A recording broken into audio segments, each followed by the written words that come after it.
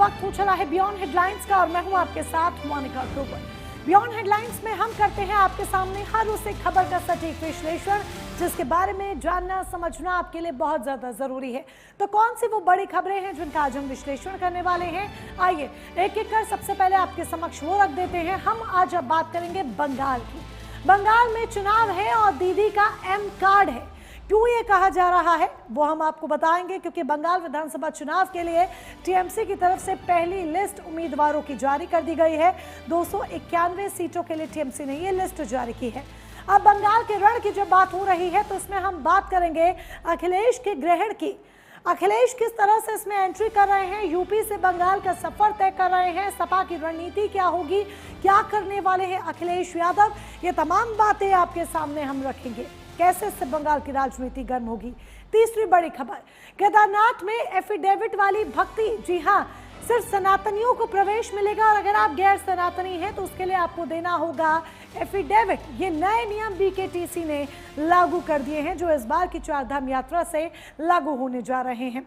UP में अंडों पर नया नियम। क्या नया नियम आ गया है उत्तर प्रदेश में अंडों पर, जी हाँ एग्स को लेकर, वो भी हम आपको बताएंगे। तो हमारे साथ बने रहिए, देखते रहिए बियॉन्ड हेडलाइंस। और सबसे पहले बात करते हैं बंगाल के रण की, क्योंकि बंगाल की राजनीति की जब बात होती है तो यहाँ पर एक बार फिर से वही दो चेहरे आमने सामने हैं जिन्होंने पिछली बार पूरे देश की धड़कनें बढ़ा दी थी। एक तरफ है सूबे की मुख्यमंत्री ममता बनर्जी, तो दूसरी तरफ है उनके कभी बेहद करीबी रहे लेकिन अब सबसे बड़े सियासी दुश्मन शुभेंदु अधिकारी।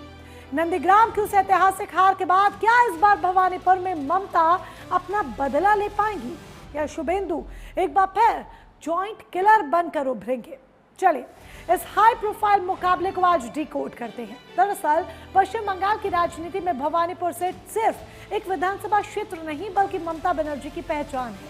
लेकिन बीजेपी ने यहां से शुभेंदु अधिकारी को उतारकर साफ कर दिया है कि वो दीदी को उनके घर में ही घेरने की रणनीति पर काम कर रही है। टीएमसी ने अपनी लिस्ट जारी कर दी है जिसमें ममता के भरोसेमंद सफेद सालारों को जगह मिली है, तो वहीं शुभेंदु नंदीग्राम पार्ट 2 दोहराने के इरादे से मैदान में है।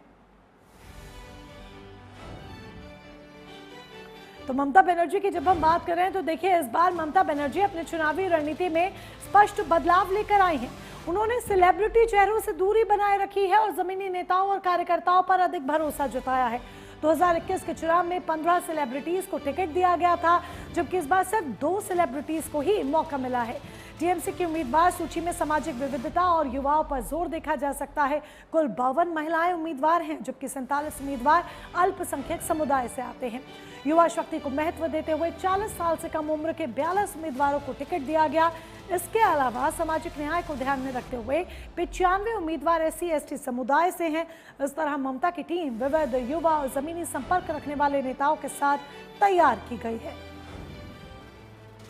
तो अब विधानसभा चुनाव का पूरा स्केड्यूल भी जरा आपको बता देते हैं। विधानसभा चुनाव कब है पश्चिम बंगाल में, जरा पूरा स्केड्यूल आप जान लीजिए, क्योंकि 294 कुल सीटें जिनको लेकर ये पूरा रण देखने को मिलेगा। पश्चिम बंगाल का कुल सीटें 294 है। बहुमत का आंकड़ा क्या है? 148, यानी कि जो पार्टी अपनी सरकार बनाना चाहती है इस आंकड़े को उसे पार करना होगा।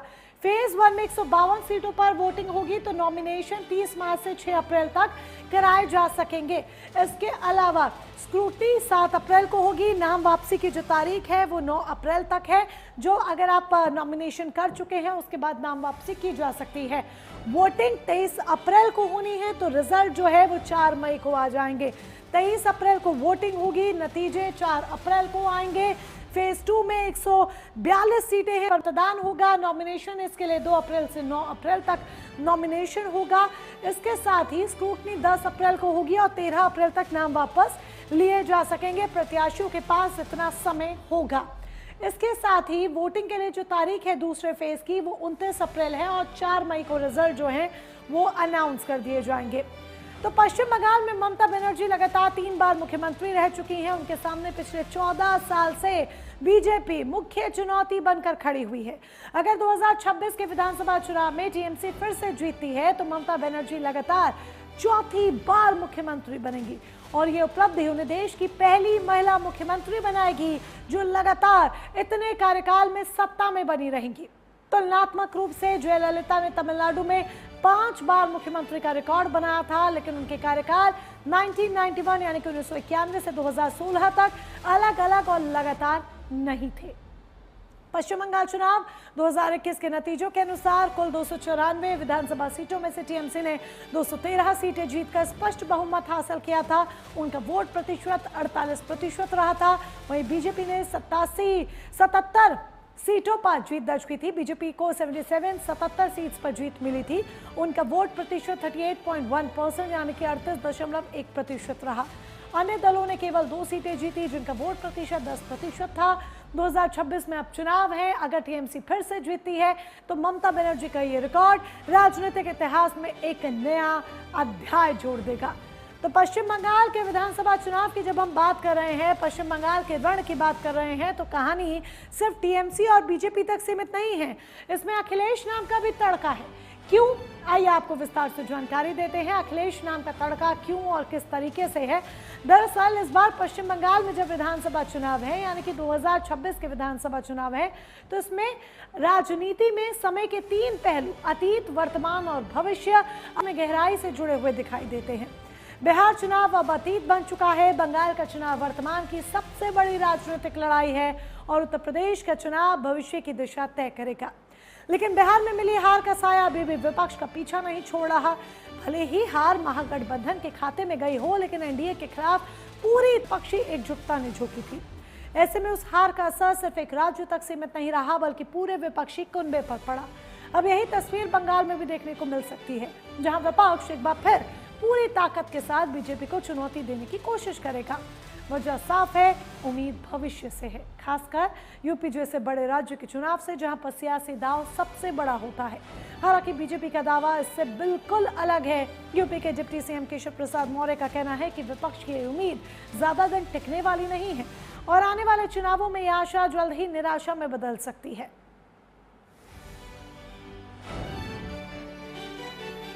4 मई को आएगा। 4 मई टीएमसी गई वाला जब नारा ये गूंजेगा देश में, प्रदेश में, तो उसका लोग इंतजार कर रहे हैं। और यह जरूर मैं कहूंगा कि श्री राहुल गांधी जी पश्चिम बंगाल प्रचार करने जरूर जाएं और श्री अखिलेश यादव जी भी पश्चिम बंगाल जरूर प्रचार करने जाएं। यद्यपि हमारी जीत इनके प्रचार से नहीं होनी है, हमारी पार्टी की अपनी ताकत के बल पर होनी है, जनता के आशीर्वाद से होनी है। लेकिन जब ये लोग प्रचार करने जाते हैं तो हमारी सीटों के नंबर बढ़ जाते हैं, हमारी जीत का अंतर बढ़ जाता है। जैसे श्री अखिलेश यादव जी तेजस्वी यादव जी को मुख्यमंत्री बनाने गए, लेकिन उनकी हैसियत कम करके चले आए। तो मुझे पूरा विश्वास है कि अखिलेश यादव जी जरूर जाएंगे पश्चिम बंगाल और ममता दीदी की हैसियत को अपने बराबर में लाने की कोशिश करेंगे, नीचे लाने की कोशिश करेंगे, मुख्यमंत्री पद से उनको हटवाने में हमारी मदद करेंगे। तो सियासत में बयान तो आपने कई सुने होंगे, लेकिन ये बयान थोड़ा अलग है, क्योंकि ये बयान चाशनी में डूबी अखिलेश यादव की सियासत को आईना दिखाने वाला है। और ये सिर्फ सियासत तक सीमित नहीं है, बल्कि आंकड़ों का अतीत इस बयान को वजनदार भी बना देता है। अखिलेश यादव ने बीते कुछ समय में जितने राज्यों के चुनाव में दिलचस्पी दिखाई, वहां उन्हें सिर्फ हार ही मिली है। क्यों ये कहा जा रहा है? आइए सिलसिलेवार तरीके से जरा इतिहास के पन्नों को पलटते हैं और बीते चुनावों का जिक्र करते हैं कि जब जब अखिलेश ने किस्मत आजमाई, क्या मिला। सपा पिछले 5 राज्यों के चुनावों में हार का सामना कर रही है। लगातार बैक टू बैक हार मिल रही है, हार का स्वाद चखना पड़ रहा है। बिहार में 22 सीटों पर लड़ी, लेकिन सिर्फ 2 पर ही जीत दर्ज करा पाई समाजवादी पार्टी। बिहार में जबकि 22 सीटों पर चुनाव लड़ा था। मध्य प्रदेश में खाता तक नहीं खुला समाजवादी पार्टी का। बीते मध्य प्रदेश के चुनावों में भी सपा ने हाथ आजमाया, लेकिन खाता तक नहीं खुल पाया, करारी हार का सामना करना पड़ा। महाराष्ट्र में गठबंधन था, बावजूद इसके 0 पर सिमट कर रह गए अखिलेश यादव यानी कि समाजवादी पार्टी। हरियाणा, जम्मू कश्मीर की बात करें तो वहां पर भी प्रदर्शन समाजवादी पार्टी का बेहद कमजोर देखने को मिला, हरियाणा में और जम्मू कश्मीर में भी। इसके अलावा 40 से 60 सीटों पर लड़कर सिर्फ 2 सीट ही जीत पाई है अभी तक समाजवादी पार्टी, जबकि 40 से 60 सीटों पर चुनाव लड़ी। कई जगहों पर स्ट्राइक रेट बेहद कम रहा, कुछ जगह पर तो देखिए 0 रहा। एक नेशनल पार्टी बनना चाहती है समाजवादी पार्टी, लेकिन अभी स्थिति उस लेवल पर आती हुई नहीं दिख रही है। ऐसे में 5 राज्यों के चुनावों में हार का सामना करना पड़ा है। अब आंकड़ों की ये फहरिस्त सपा के भविष्य पर सवाल खड़े करती है। जो पार्टी लगातार सिर्फ हार की गाड़ी पर सवार है, वो बंगाल में ममता की नैया कैसे पार लगाएगी? और ये सवाल इसीलिए भी और मुखर हो रहे हैं क्योंकि सपा लगातार बंगाल चुनाव में दिलचस्पी ले रही है। अभी बंगाल में चुनाव आयोग की तरफ से पश्चिम बंगाल प्रशासन के कई वरिष्ठ अधिकारियों के ट्रांसफर किए गए और इधर इस बात से आपत्ति समाजवादी पार्टी को हो गई है।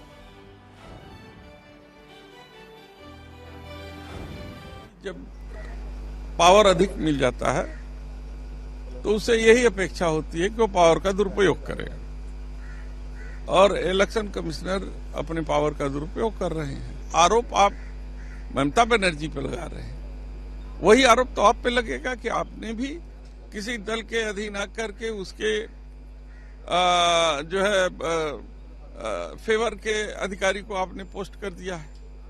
तो फेयर कहाँ हुआ? आप तो फेयर करने के लिए है ना वहां बैठे। तो इस तरीके से कार्रवाई भारतीय जनता पार्टी के शासन में अपेक्षित है और इससे ज्यादा हम लोग अपेक्षा भी नहीं कर सकते। दरअसल देखा जाए तो हिंदी पट्टी में होने वाले चुनावों के नतीजों का असर दूसरे राज्यों में भी पड़ता है। अब चाहे बिहार का चुनाव हो या बंगाल का, इसके नतीजे अगले साल यूपी में होने वाले चुनावों पर पड़ सकते हैं। इस बात का अंदाजा शायद अखिलेश यादव को भी है। बिहार का चुनाव पहले ही विपक्ष हार चुका है, लिहाजा अब यूपी के लिए बंगाल में अखिलेश यादव अपना नैरेटिव सेट करने में लगे हुए हैं। जब कभी भी चुनाव होता है, दिल्ली की सरकार और अगर प्रदेश की सरकार उनकी नहीं है तो सबसे पहले डीजीपी हटाएंगे, चीफ सेक्रेटरी हटाएंगे, और जो भारतीय जनता पार्टी उस समय जो सरकार में के खिलाफ है, यहाँ भारतीय जनता पार्टी के लोगों ने जानबूझ करके सरकार से मिलकर के दिल्ली की और चुनाव आयोग से मिलकर के अधिकारियों को हटाया होगा। कमीशन अगर गलत है तो वो खुद चुनाव जीते हैं, पहले वो रिजाइन दे, अपनी पत्नी से रिजाइन दे। उनकी पार्टी से जितने लोग जीते हैं पहले वो रिजाइन दे, वो गलत तरीके से जीते हैं, तब मैं मानूंगा कि वो सही बोल रहे हैं। ये झूठ बोलने वाले लोग हैं। कल तक ईवीएम का दोष देते थे, अब आज शुरू किए हैं चुनाव आयोग पर। तो चुनाव आयोग के निर्देश पर ही ना सांसद हुए हैं, गलत तरीके से जीते हैं, पहले ये इस्तीफा दे। जब कभी भी तो राजनीति जमकर हो रही है, एक नैरेटिव सेट करना चाहते हैं अखिलेश यादव और भी तमाम जो जानकारी है वो आपके समक्ष हम यहाँ पर रखना चाहते हैं। अखिलेश यादव एक बकायदा नैरेटिव लेकर पश्चिम बंगाल में उतरना चाहते हैं। देखना होगा कि उन्हें हार मिलती है या कहीं पे कुछ सीटें निकाल पाते हैं। कुल विधानसभा सीटें पश्चिम बंगाल में 294 है, टीएमसी 213 सीटें उनके पास अभी है, वोट शेयर 48%, 77 सीटें अभी बीजेपी के पास है, वोट शेयर 38.10% बीजेपी के पास है। ये बीते चुनावों के नतीजे यानी कि बंगाल 2021 के चुनाव के नतीजे हम आपको बता रहे हैं। 2021 की जब हम बात कर रहे हैं तो पश्चिम बंगाल विधानसभा चुनाव में बीजेपी ने टीएमसी को कड़ी और सीधी टक्कर दी थी। सीटों में भले ही अंतर बड़ा दिखा, लेकिन वोट प्रतिशत के लिहाज से दोनों के बीच फासला करीब 10% तक सिमट गया था, जो ये बताता है कि बीजेपी ने राज्य में अपनी पकड़ कितनी तेजी से मजबूत की। इसी प्रदर्शन के दम पर इस बार बीजेपी पहले से ज्यादा आत्मविश्वास के साथ मैदान में उतरने की तैयारी में है। बिहार चुनाव के नतीजों ने भी पार्टी के हौसले को नई मजबूती दी है, जिससे कार्यकर्ता और नेतृत्व दोनों का मनोबल ऊंचा हुआ है। सियासी नजरिए से देखें तो बंगाल का मुकाबला अब सिर्फ एक राज्य तक सीमित नहीं रह गया है। अगर बीजेपी ममता बनर्जी के मजबूत गढ़ में सेंध लगाने में कामयाब होती है तो इसका असर सीधे तौर पर राष्ट्रीय राजनीति और खासकर उत्तर प्रदेश के समीकरणों पर पड़ सकता है। यही वजह है कि विपक्षी दल विशेष रूप से अखिलेश यादव इस पूरे घटनाक्रम पर करीबी से नजर बनाए हुए हैं। उन्हें ये चिंता सता रही है कि बंगाल में बीजेपी की संभावित बढ़त यूपी में 2027 के चुनावों के लिए माहौल बना सकती है। अगर ऐसा होता है तो बीजेपी की लगातार तीसरी बार सत्ता में वापसी यानी कि हैट्रिक की दावेदारी और भी मजबूत हो सकती है, जो विपक्ष के लिए एक बड़ी चुनौती बनकर उभरेगी। तो विपक्ष के लिए एक बड़ी चुनौती जरूर होगी। अब इस चुनौती को पार करना विपक्ष के ही हाथों में है। देखना होगा विपक्ष कैसे अपनी नैया पार लगाता है। बहरहाल आगे बढ़ते हैं, बात करते हैं आस्था पार पहचान नाम के एक ताले की। क्यों हम ये कह रहे हैं, आइए आपको विस्तार से पूरी जानकारी यहाँ पर देते हैं। दरअसल बीकेटीसी ने नए नियम लागू किए हैं। बीकेटीसी क्या है? बद्रीनाथ धाम केदारनाथ धाम कमेटी है। सवाल सबसे पहले जरा सुन लीजिए, क्या भगवान से मिलने के लिए भी आपको अपनी पहचान साबित करनी होगी? क्यों ये सवाल कर रहे हैं? सवाल इसीलिए कर रहे हैं क्योंकि उत्तराखंड में ये बड़ा फैसला लिया गया है बद्रीनाथ केदारनाथ टेम्पल कमेटी यानी कि BKTC की तरफ से। केदारनाथ बद्रीनाथ समेत 47 मंदिरों में गैर हिंदुओं की एंट्री पर रोक लगाने की बात कर रहा है BKTC। अगर कोई गैर हिंदू दर्शन करना चाहता है तो उसे देना होगा सनातन आस्था का हलफनामा, यानी अब सिर्फ श्रद्धा नहीं घोषणा भी जरूरी है। पहले जान लीजिए कि नए नियम क्या है, फिर आगे पूरी बात आपके समक्ष रखेंगे। सबसे पहले नए नियम क्या है वो आपके सामने हम रखने जा रहे हैं। नए नियम क्या हैं, क्या कहते हैं जो BKTC ने जारी किए हैं। गैर सनातनियों का प्रवेश प्रतिबंध, 45 से ज्यादा मंदिरों में केवल सनातन धर्म वालों को ही प्रवेश मिलेगा, यानी कि 47 मंदिरों की अभी बात जो है वो सामने आ रही है जो BKTC ने रखी है। शपथ पत्र प्रणाली भी नियम है। गैर सनातनी दर्शनार्थी को आस्था का एफिडेविट देना होगा, यानी कि जो हिंदू धर्म से ताल्लुक नहीं रखते हैं उन्हें एफिडेविट देना होगा। उद्देश्य क्या है, मंदिर की पवित्रता और मर्यादा बनाए रखना। ये तर्क दिया गया है BKTC की तरफ से कि ये नए नियम लागू करने के पीछे हमारा यही उद्देश्य है। सनातनी की परिभाषा देना इनका उद्देश्य है। जो परिभाषा वो दे रहे हैं, विश्वास, तिलक, चालीसा पढ़ना, सिख, बौद्ध, जैन अनुयायी भी इसमें शामिल हैं। अब महत्वपूर्ण तारीखें जान लीजिए। 22 अप्रैल को केदारनाथ धाम के कपाट खुलेंगे, 23 को बद्रीनाथ धाम के। इन तारीखों से ये जो नियम है वो लागू हो जाएंगे। रजिस्ट्रेशन प्रोसेस जो है वो अभी चल रहा है। अब ये क्यों कहा जा रहा है वो भी जरा जान लीजिए। 2000 क्यों हम ये बात यहाँ पर कर रहे हैं, सारा अली खान और केदारनाथ फिल्म को लेकर ये पूरा विवाद जो है वो पहले जरा हुआ था, क्योंकि ये विवाद की बात है। पहले जरा हम आपको पूरी डिटेल्स आपके सामने पहले रखते हैं, फिर हम इन ग्राफिक्स की तरफ जाएंगे और विशेष तौर पर सारा अली खान से जुड़ा जो ये विवाद है वो आपको बताएंगे।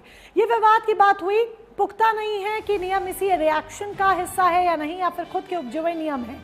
चाहे कुछ भी हो, उद्देश्य इसके पीछे पवित्रता बनाए रखना बताया जा रहा है। नियमों के बाद सवाल लोग कानून को लेकर भी कर रहे हैं। सिर्फ सारा अली खान का मुद्दा नहीं है, सिर्फ उनको लेकर कंट्रोवर्सी नहीं है।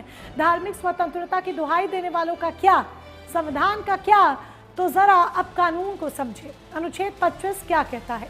अनुच्छेद 25 कहता है कि हर व्यक्ति को धर्म मानने और पालन करने की स्वतंत्रता है, लेकिन मंदिर ट्रस्ट का भी अधिकार है कि वो अपने धार्मिक नियम तय करे। यानी एक तरफ व्यक्ति का अधिकार, दूसरी तरफ संस्था की परंपरा, और यहीं पर पैदा होता है सबसे बड़ा टकराव। अब सबसे पेचीदा सवाल, सनातनी कौन है? अगर कोई कहे कि मैं हिंदू हूँ तो क्या आप उस पर विश्वास करते हुए सीधे कहेंगे कि हाँ जी ये तो सनातनी है और उसे प्रवेश कर दे दिया जाएगा? और अगर कोई गैर हिंदू है वो ये कहे कि मेरी हिंदू धर्म में आस्था है, तो क्या वाकई में उसको प्रवेश मिलेगा? नहीं।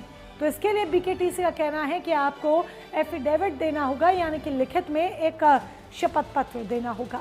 तो ये विवाद की बात हुई। अब जरा सुनिए BKTC ने क्या कहा जब उन्होंने ये नियम लागू किए। मैंने कहा है कि जिनको सनातन धर्म का स्वरूप बड़ा विराट है और सनातन धर्म को पूरी दुनिया में लोग अनुयायी हैं, उनके पूरी दुनिया के लोग मानते हैं, जिनकी बाबा केदार के प्रति आस्था है, जिनकी भगवान बद्रीनाथ के प्रति आस्था है, उन सब का हम स्वागत करते हैं। वो सब सनातनी है। जिनकी सनातन धर्म के प्रति आस्था है वो सब सनातनी है। सारा अली खान जी का सनातन के प्रति वो कहेंगे मेरी आस्था मेरा भाव है, और वो एफिडेविट देंगे वहां पे। तो मैं कह रहा हूँ जिनकी सनातन धर्म के प्रति आस्था होगी, जो लिखेगा मैं सनातनी हूँ, मैं हिंदुत्व को मानता हूँ, उन सबका स्वागत है। देखिए, मंदिर कमेटी को, जो बद्रीनाथ केदारनाथ टेम्पल कमेटी है, उसको अपना अधिकार लेने, अपना निर्णय लेने का अधिकार है, अपने बायलॉज बनाने का अधिकार है। अगर कोई बात कह रहे हैं तो वो उनकी मंदिर समिति का निर्णय हो सकता है, लेकिन सरकार की तरफ से किसी को कहीं रोक टोक नहीं है। हम तो केवल इस बात में विश्वास रखते हैं, भारतीय जनता पार्टी का जो मूल मंत्र है सबका साथ, सबका विकास, सबका विश्वास, उस मूल मंत्र पर चलते हैं। और मंदिर में कुछ बातें ऐसी होती हैं कि चाहे मंदिर है, चाहे गुरुद्वारा है, चाहे मस्जिद है, चाहे आपकी चर्च है, उनके अपने नियम कायदे कानून भी होते हैं। अगर माननीय अध्यक्ष जी ने कोई बात कही है तो उसमें विचार किया जाएगा, उसको सोचेंगे क्या बात हो सकती है, क्या नहीं हो सकती है। लेकिन मंदिर के जो धर्माधिकारी हैं, मंदिर समिति के अध्यक्ष हैं या अन्य लोग हैं जो हक हकूकधारी हैं, जो स्टेक होल्डर हैं, अगर वो लोग कोई बात कह रहे हैं तो वो परंपराओं को, मर्यादाओं को मानकर कोई बात कह रहे होंगे, लेकिन सरकार की तरफ से किसी के लिए कोई रोक टोक नहीं है।